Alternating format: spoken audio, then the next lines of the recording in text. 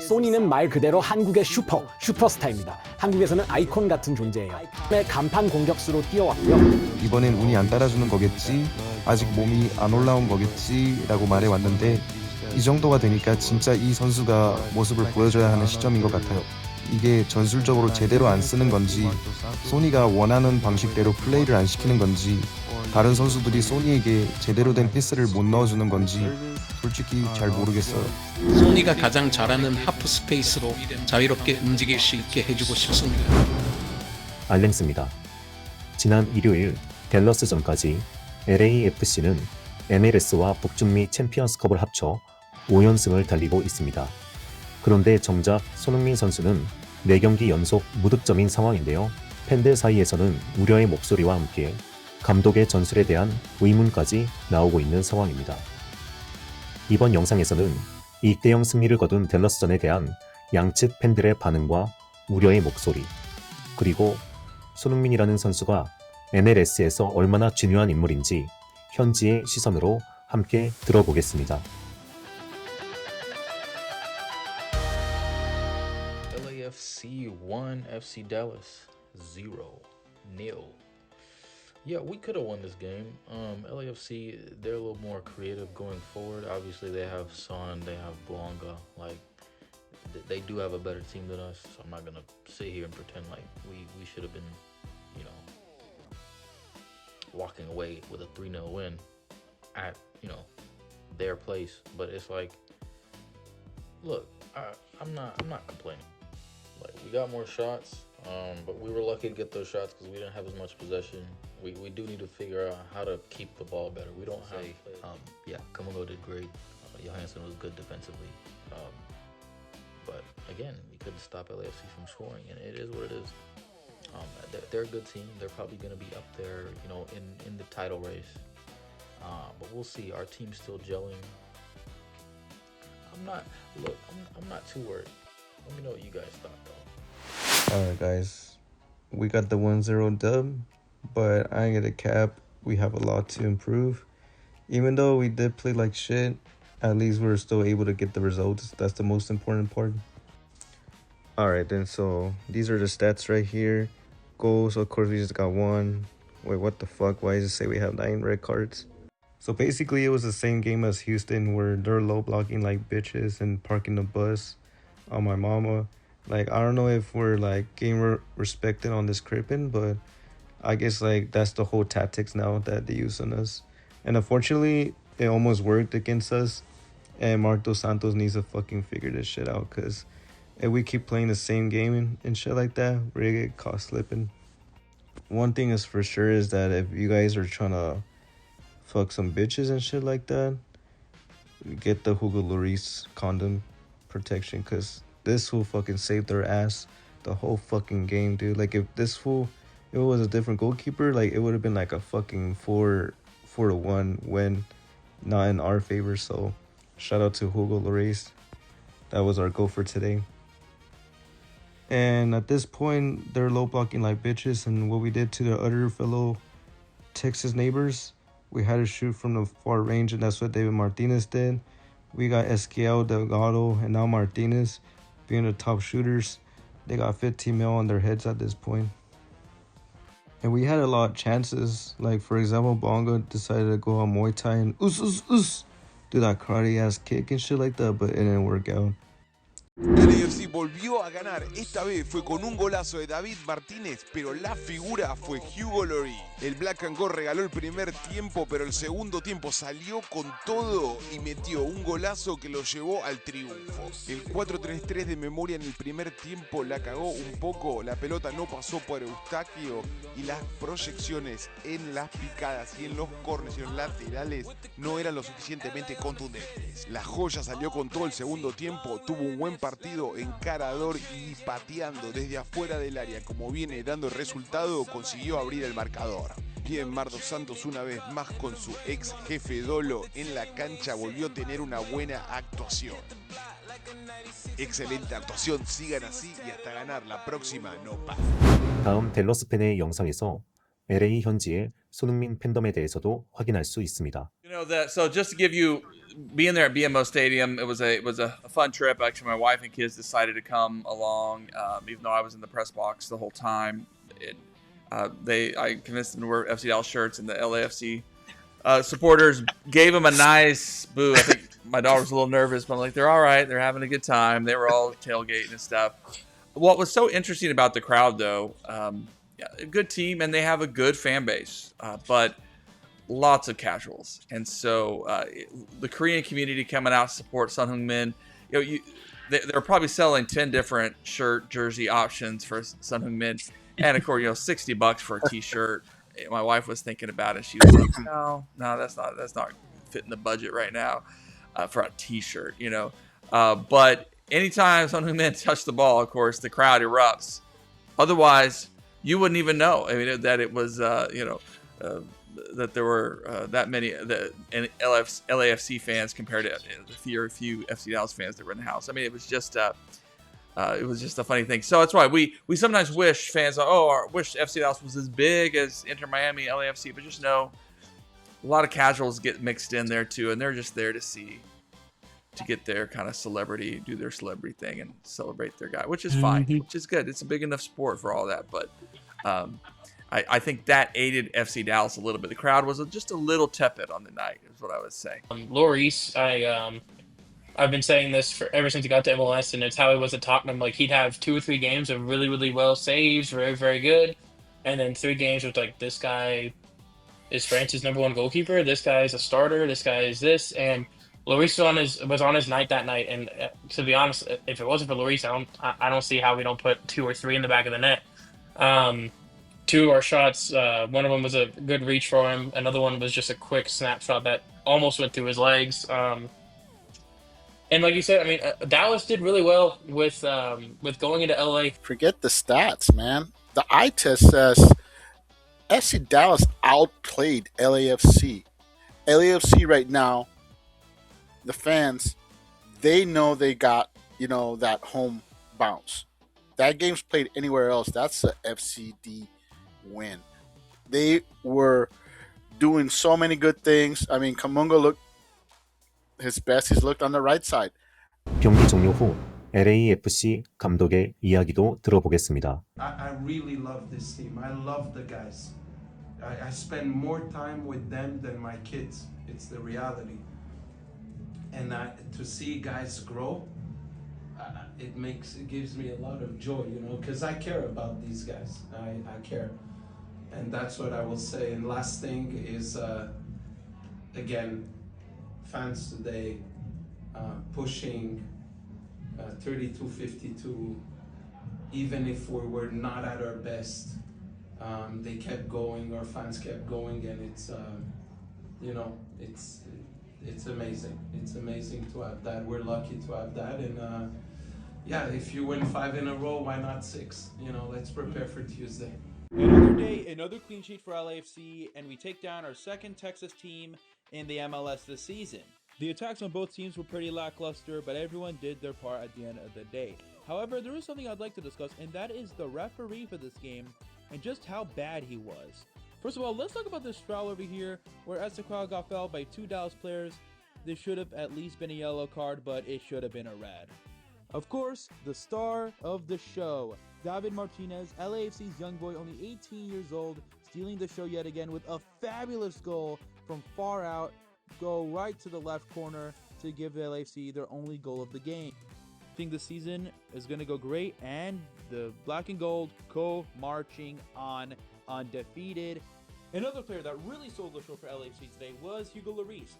This man was getting shots left, right, and center and managed to make terrific saves all 90 minutes, and he definitely deserves the man of the match. There's so much more to expect in this season. Can we go 4-0? Vamos LAFC의 팀 전술과 소니에 대한 이야기를 살펴보겠습니다. I think Sonny is frustrated as well because there's just not a lot of creativity around him.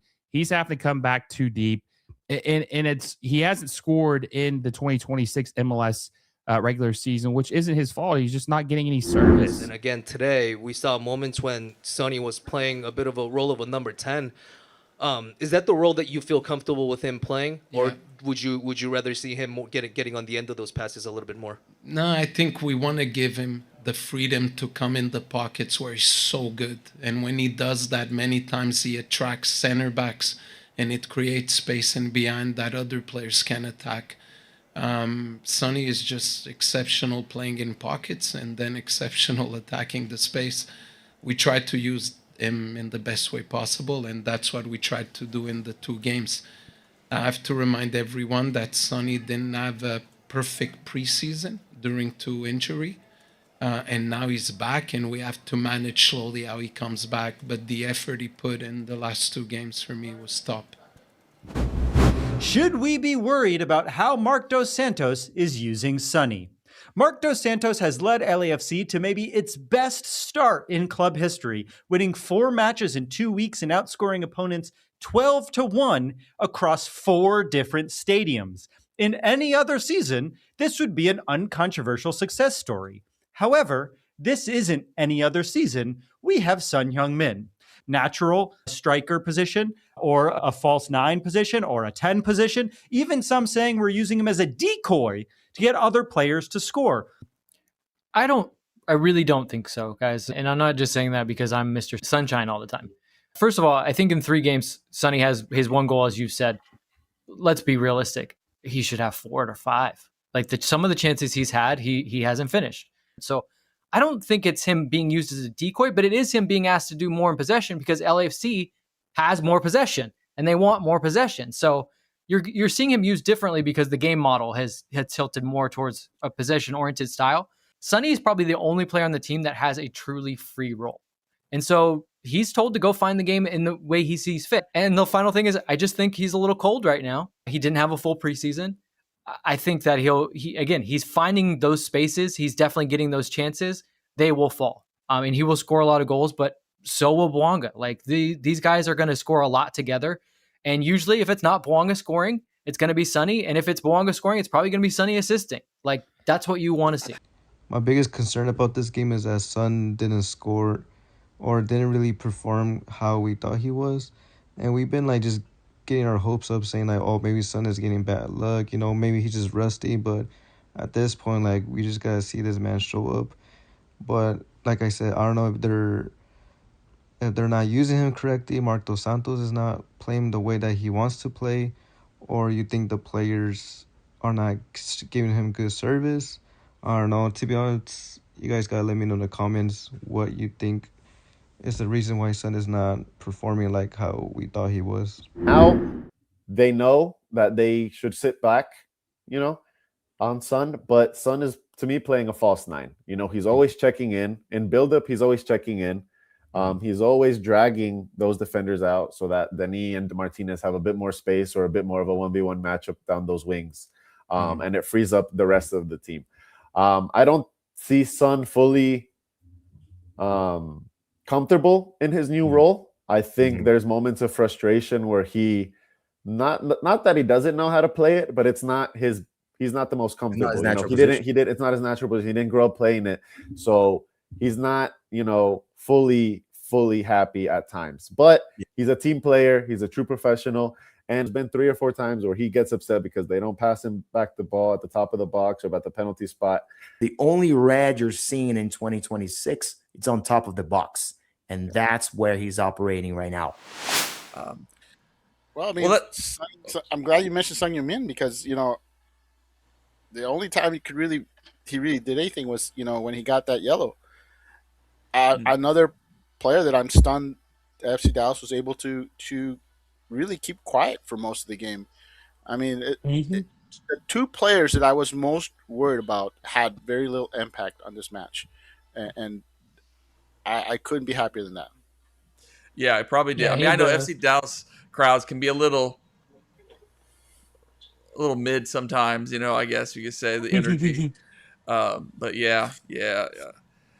And, I wondered if maybe they didn't want the guys to go so hard, or because he picked up the ball in a couple of spots that were really dangerous and just didn't do a thing with them. Colodi, and maybe he's dealing with a little bit of a knock. Maybe they're trying to watch his minute, rest him a little bit. I don't know, but it was Or maybe LAFC just, Yeah. they didn't do it. He didn't have anything like that, and FCD just shut him down. That's right. I prefer that option. I would say he got that beat up in Houston pretty bad. I don't know if y'all saw. There's a video going around. Back of his ankles were all bloodied and bruised and everything. He had ice on both feet walking around in socks, so he could be injured. But also, Son had the least amount of touches on the whole field.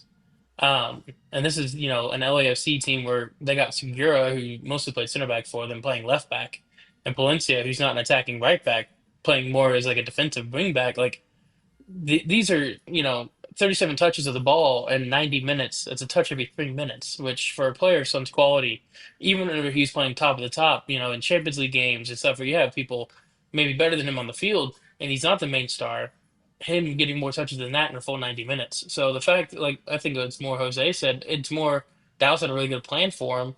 And it was mostly because, yes, they'd let him get into that space, like on top of the D or a little bit out wide on the left where he likes to play, but they wouldn't let him progress or find an outlet pass, and they wouldn't let him dribble past. And that's something that a lot of teams try to do. They try to give him a little bit of that space. And no, we were up there man marking, like, all right, see where if you can get some space. Ramiro did a really good job of that. Kappas, when he needed to, did a good job of that. I think the minute those goals go in that he should have scored, like there were goals that 9 times out of 10 he's going to score. Once one goes in and we get to see him find that rhythm again, this isn't going to be a problem anymore. He's going to score. He's going to score a lot of goals this season. 리오넬 메시와 맞붙었던 개막전을 두고 애플 TV 측의 이야기를 들어보면 MLS 안에서 손흥민의 입지를 체감할 수 있습니다. You're the main guy there, and this is the main event. Talk to us about how unprecedented this opener is. Yeah, it really is, right? I mean, this, I think, potentially could be the biggest spectacle that MLS has ever seen to open a season. They're expecting over 70,000 at a historic venue, the LA Memorial Coliseum, and it's two teams that are incredibly successful on the field and have global superstars leading them in Lionel Messi for Inter Miami and Son Heung-min for LAFC. Not just in America, people will be watching this game from all over the globe. It's a big deal, and it's a great way to start the season. Well, and LAFC usually does not play at the Coliseum. They not, play no. next door in this great new stadium that's really nice, in part because it's so small, you always get a great seat. The Coliseum is huge. Usually MLS is not in a place this big. No, but look, Lionel Messi has attracted these crowds. He's played at Arrowhead Stadium. He's filled up Gillette Stadium. They've played in Cleveland at the Browns Stadium. But it's not just Lionel Messi that can attract those crowds. LAFC and the Galaxy here in Los Angeles have shown they can do it. They filled up the Rose Bowl before. And Son Heung-min himself, it's just been a massive boost for LAFC. So yes, usually LAFC will play 20, 25,000 people at BMO Stadium, but it'll be packed at the LA Memorial Coliseum tomorrow night. It's the power of Messi. It's the power of Son. And I think it's also just where MLS is and where American soccer is in this moment, now the 31st season. Backstory and what a big deal he is around the world. He is a South Korean super duper star. I mean, he is an icon would come, but it's been a smashing success. I mean, he is scoring, assisting over a goal and a half goal contributions per game at a time for LAFC, which is a big number for an individual. He led LAFC to the Western Conference semifinals last year, scored an iconic goal. They lost in penalties. They'll want to go much further than that this year, led by Son.